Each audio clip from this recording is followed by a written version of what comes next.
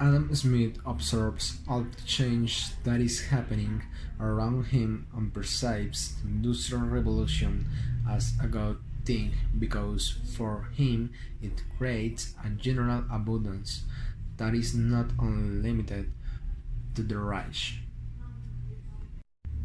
Smith perceives people as natural economic beings who have inherent property rights and exchange is in their nature.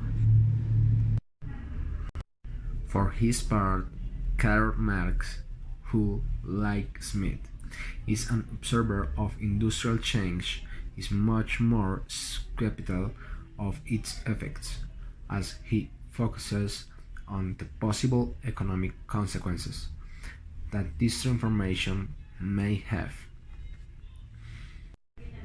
Marx lived a more advanced stage of the Industrial Revolution and could more easily perceive its harmful effects, such as oppressions. Marx based his criticisms on transactional effects and perceives capitalism as the major culprit in transitional disasters. In 1848, Marx published the Communist Manifesto. In this text, Marx developed his economic theory and his vision of history, in which he expressed that Europe is transforming from feudal to capitalist. As an example of this drastic change, he mentions France and the United States. Marx sees that this capitalist change will also modify legal and constitutional issues, where it will seek to give weight and place to individual freedom, and with this capitalist system, the gap will be based on bourgeoisie and proletariat, and although all the people in the system are essentially free, there are some who have the means of production, which enslave those who do not have them. Marx perceived this transition as something progress and although it frames individual freedom, it also provides new ways of exploitation. Thanks to this radical revolutionary politics, Marx was expelled from continental Europe.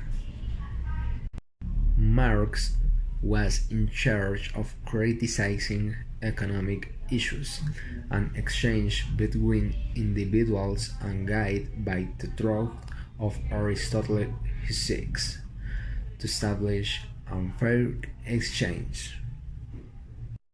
Regarding individual freedom, Marx indicates that it cannot exist if a person is oppressed.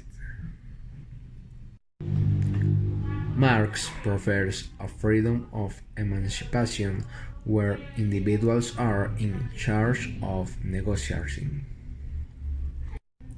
His philosophy on economics focuses on the value of work. In his work, Capital postulates that capitalists put their wage interests above the welfare of others.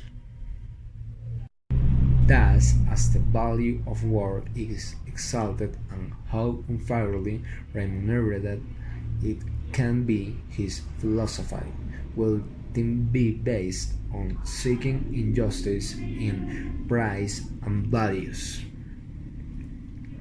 And although Smith continues to express that with revolution all members of society will benefit to a lesser or lesser extent, he does not manage to solve the issue of distributive justice.